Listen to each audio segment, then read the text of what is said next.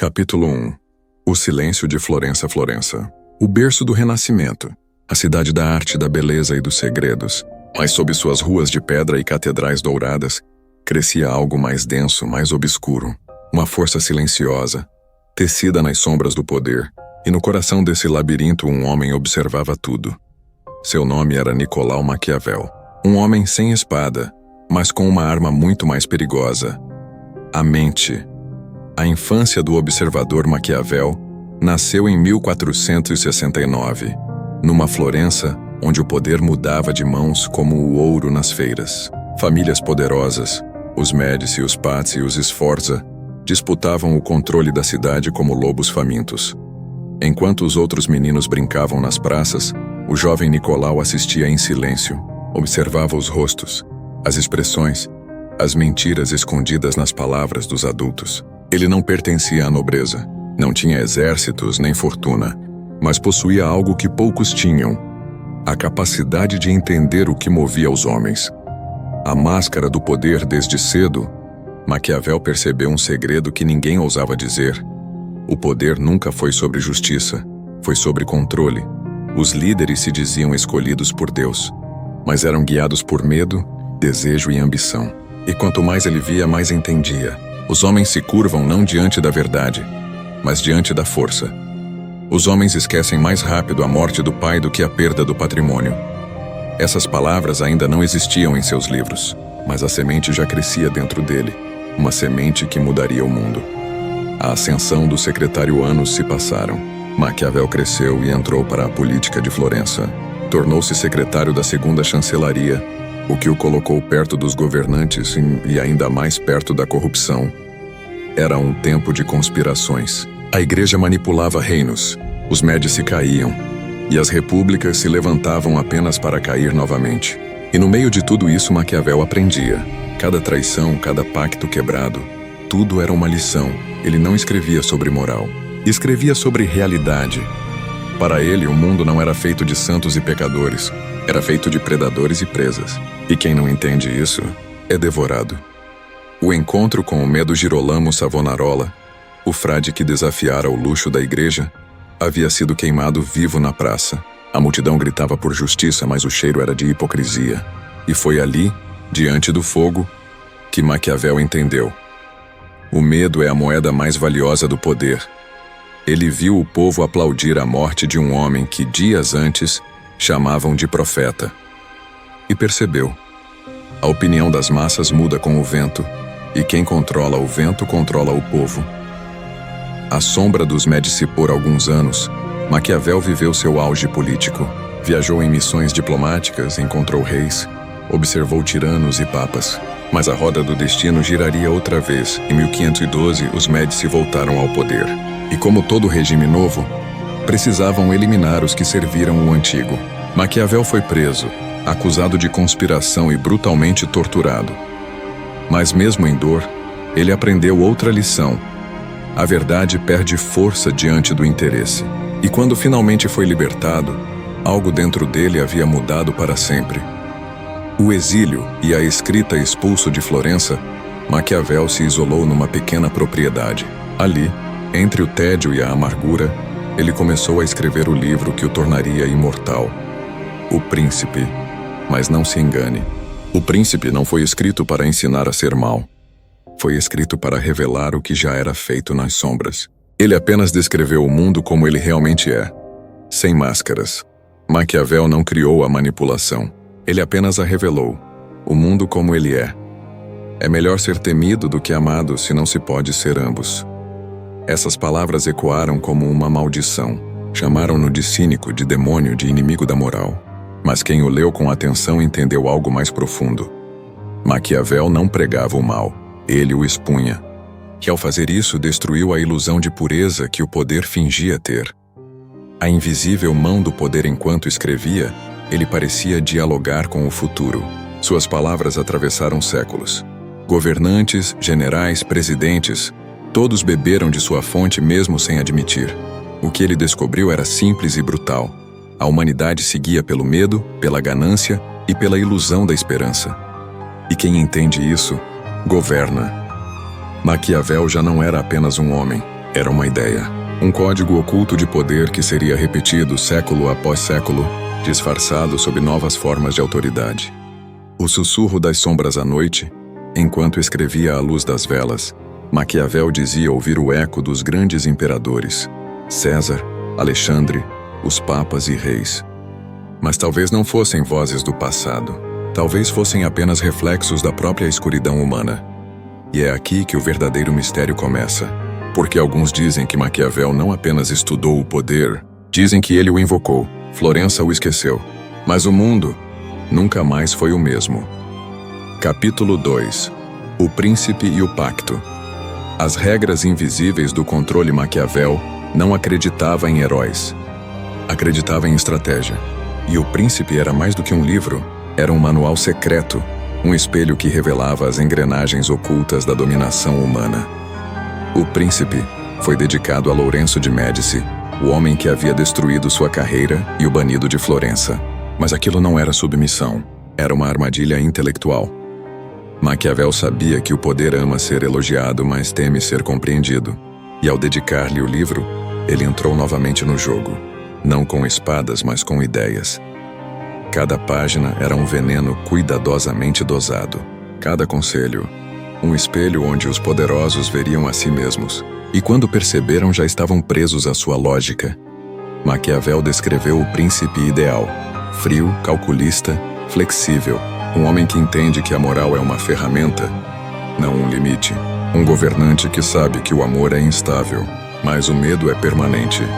Ele falava sobre manipular aparências, criar ilusões, fabricar lealdade e usar o caos como instrumento. E o mais perigoso de tudo, fazer o povo acreditar que o poder serve a eles, quando na verdade eles servem ao poder. As entrelinhas do livro guardavam o verdadeiro pacto. Maquiavel estava dizendo: para governar os homens, aprenda primeiro a pensar como eles. O poder, segundo ele, não é uma estrutura, mas um organismo, vivo, mutável, alimentado por mentiras necessárias. Governar para Maquiavel era dominar a arte de esconder a verdade sob o manto da esperança. O Príncipe não era uma homenagem ao domínio, era um espelho do inferno político. E todos que o leram, de Napoleão a Hitler, de Churchill a Stalin, encontraram nele o mesmo reflexo: a permissão para fazer o impensável. Maquiavel não criou monstros, apenas lhes deu voz, e o mais inquietante é que quanto mais tentamos negar sua lógica, mais ela se confirma, porque todo poder, em essência, é maquiavélico. Capítulo 3. A queda e o silêncio. Maquiavel nunca foi compreendido por completo. Enquanto suas ideias se espalhavam entre reis e papas, o homem que as escreveu morreu esquecido, pobre e desacreditado. Florença o havia expulsado, e o mundo ainda não estava pronto para aceitá-lo. Sua vida terminou entre cartas, manuscritos e amargura. Mas o destino tinha outro plano. O que ele escreveu sobreviveu, e como toda verdade perigosa, suas palavras cresceram nas sombras, esperando o momento certo para retornar. Nos séculos seguintes, o príncipe foi banido, queimado, condenado, mas era lido em segredo nas cortes, nos mosteiros, nas escolas de guerra. Cada líder que surgia levava um pouco de Maquiavel dentro de si, mesmo sem saber. O tempo passou, e a história se repetiu. Impérios nasciam e caíam, revoluções eram traídas, ideais eram corrompidos, e em cada virada, o eco de Maquiavel voltava a soar.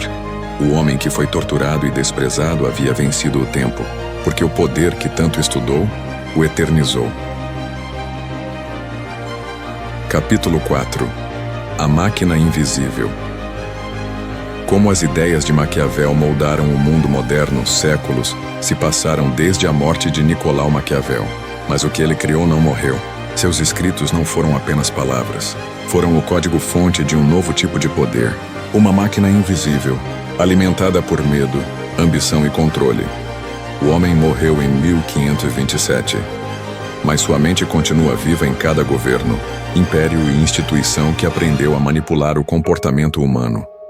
Depois de sua morte, seus textos foram proibidos pela Igreja. Seu nome virou sinônimo de malícia e corrupção. Mas as ideias que tentaram apagar começaram a florescer no subterrâneo da história. Líderes o liam em segredo. Generais estudavam suas táticas. Filósofos o interpretavam nas entrelinhas. E lentamente, uma nova era nasceu. Uma era que aplicava a razão maquiavélica em tudo: política, guerra, economia e até religião. Maquiavel havia deixado o mapa, e o mundo seguiu o caminho. Os séculos 17 e 18 trouxeram os impérios coloniais. As coroas europeias compreenderam que dominar territórios era fácil. Difícil era dominar mentes. Assim nasceu a engenharia do poder, a manipulação das crenças, das emoções e da percepção coletiva. Os impérios não mais conquistavam pela espada, mas pela narrativa. Maquiavel previu isso. Sabia que o poder não é apenas físico, ele é psicológico. Com o passar dos séculos, a política se tornou um palco. O príncipe deu lugar ao governante eleito, mas o enredo e os atores continuaram os mesmos. No século XIX, os discursos substituíram as espadas. A retórica tornou-se o novo exército, e o eleitor, o novo súdito. O povo não deseja a verdade, deseja a segurança, e a segurança é a mentira mais vendável da história. O poder moderno não precisa ser absoluto, basta parecer protetor. O século XX trouxe o ápice das ideias de Maquiavel. 2 guerras mundiais provaram que o medo coletivo é a ferramenta mais eficaz para o controle. Governos aprenderam a manipular emoções em massa. Propaganda, censura, heróis e vilões fabricados. Tudo cuidadosamente planejado para moldar a percepção. Era O Príncipe, reescrito em escala industrial. Maquiavel teria sorrido não por prazer, mas por reconhecimento. Após as guerras vieram as democracias de massa, e com elas, um novo truque: dar ao povo a ilusão de escolha. Os homens se enganam mais pelas aparências do que pelos fatos, e o poder moderno levou isso ao extremo. Criou sistemas onde as pessoas acreditam ser livres, mas suas opções já estão definidas. A televisão tornou-se o novo trono. Os meios de comunicação, os novos conselheiros do príncipe. E o público, agora conectado, se transformou em uma multidão previsível, vigiada e programada. Os antigos generais usavam lanças. Os novos usam algoritmos. O controle se tornou silencioso, invisível, eficiente. Não é imposto, é aceito. No século XXI, o mundo voltou a ser governado por sombras. Não pelos Médici nem pelos reis, mas por sistemas, corporações e dados. As redes sociais transformaram o medo e o desejo em mercadorias. Cada clique, cada reação, cada opinião, tudo é registrado, analisado e usado. A lógica maquiavélica se tornou código de máquina. Entender o comportamento humano para controlá-lo. E agora, o príncipe não é mais um homem. É um sistema autônomo de influência. Um conjunto de algoritmos que conhece as fraquezas humanas melhor do que qualquer governante da história. Hoje, o poder não se impõe com coroas, nem com armas. Ele se infiltra nos hábitos, nas telas, nas palavras que escolhemos. O novo príncipe não governa, ele sugere. Não manda, influencia. E o povo obedece, acreditando ter escolhido por vontade própria. Essa é a forma final do maquiavelismo. O controle disfarçado de liberdade.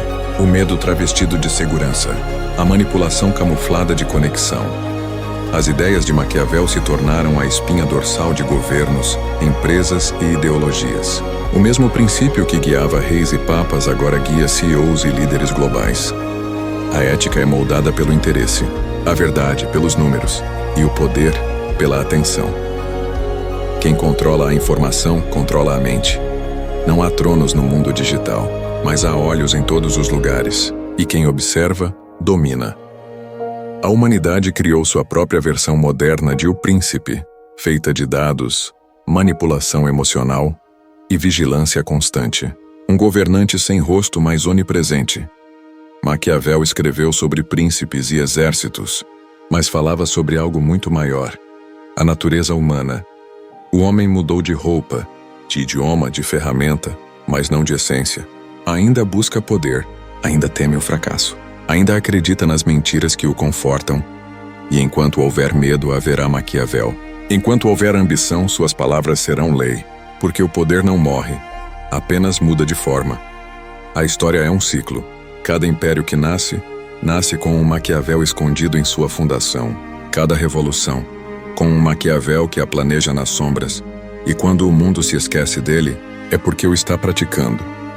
Hoje, os novos governantes não precisam prender, censurar ou queimar livros. Basta controlar o que as pessoas desejam.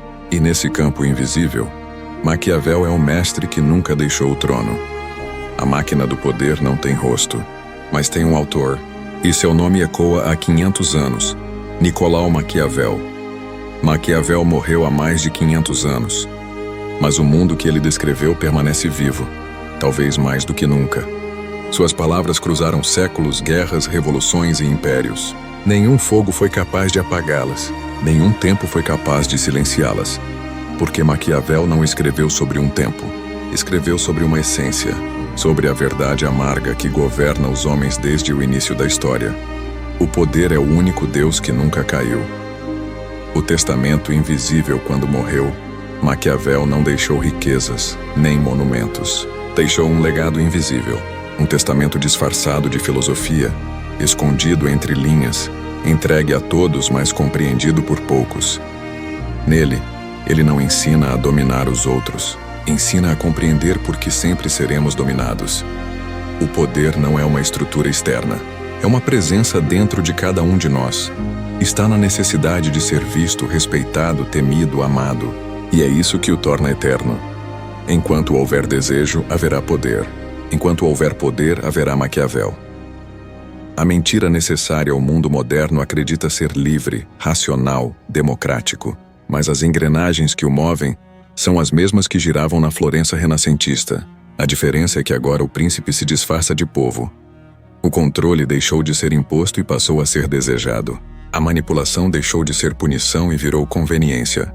E a mentira, antes um crime moral, agora é uma necessidade funcional. O sistema não sobrevive com a verdade, sobrevive com a ilusão, com o conforto de acreditar que alguém sabe o que está fazendo. A massa não quer justiça, quer ordem. Não quer liberdade, quer direção. E é nesse instinto que o poder encontra sua eternidade. O legado do arquiteto Maquiavel nunca acreditou que o homem fosse bom, mas acreditava que, conhecendo sua natureza, era possível governá-lo. Seu erro foi dizer isso em voz alta. A história o julgou, a igreja o condenou e o povo o esqueceu, mas os poderosos o entenderam e o transformaram em doutrina silenciosa. Cada governo moderno carrega um pouco do seu raciocínio. Cada propaganda, cada discurso, cada promessa, tudo ecoa o mesmo princípio: controle pela emoção. Não há regime que exista sem ele. Da tirania à democracia, todos seguem a mesma lógica maquiavélica: dar ao povo o que ele quer ouvir, até que já não saiba o que quer. O círculo do poder, o poder não desaparece. Ele muda de rosto. E quando acreditamos tê-lo derrotado, ele apenas muda de forma e continua. Reis foram substituídos por parlamentos, exércitos por empresas, sacerdotes por influenciadores. Mas o mecanismo é o mesmo. Poucos decidem, muitos obedecem. As coroas se dissolveram, mas o trono permanece. Agora invisível, digital, global. A luta não é mais por território, mas por atenção. Não por ouro, mas por dados. Não por obediência física, mas por submissão psicológica. O poder aprendeu a ser silencioso, e quem não o percebe vive dentro dele sem saber. O código eterno há quem diga que Maquiavel não escreveu O Príncipe apenas para os governantes. Escreveu também para quem desejava se libertar deles. Suas páginas não são um manual de tirania, mas um mapa da realidade. Um aviso de que o mundo sempre foi manipulado e que só enxerga o jogo quem aceita a crueldade das regras. Maquiavel não glorificou a maldade, ele apenas retirou o verniz da hipocrisia. Mostrou que o poder em todas as épocas usa as mesmas máscaras: moral, religião, progresso, liberdade. Mas por trás de todas há o mesmo rosto, o rosto humano.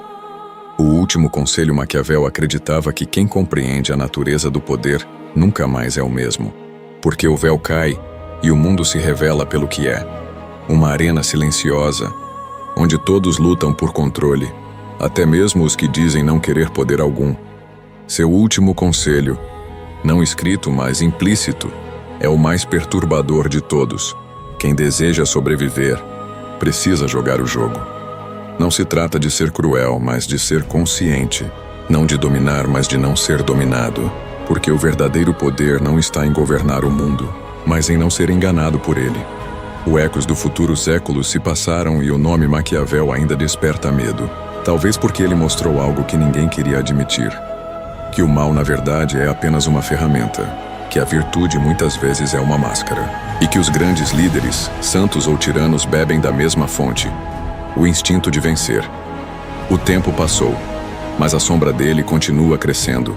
Hoje está nas corporações, nas redes, nas guerras políticas e ideológicas. E continuará lá, enquanto houver alguém tentando comandar o destino de outros. Porque Maquiavel não é um homem do passado. É o retrato do presente. E talvez o presságio do futuro. O fim que não existe é Maquiavel morreu acreditando ter fracassado. Mas, ironicamente, seu fracasso foi sua vitória. Enquanto seus inimigos desapareceram, suas ideias tornaram-se eternas. Ele não foi o primeiro a entender o poder, mas foi o primeiro a ter coragem de descrevê-lo sem máscaras. E é por isso que, 5 séculos depois, ele ainda governa. Não por autoridade, mas por compreensão. Porque o poder real não está em quem manda, mas em quem entende porque todos obedecem. O mundo muda, os sistemas mudam, os rostos mudam, mas a natureza humana, a que ele revelou com tanta frieza, permanece a mesma. E enquanto for assim, o nome de Nicolau Maquiavel jamais será esquecido. Não porque o admiramos, mas porque ele continua certo.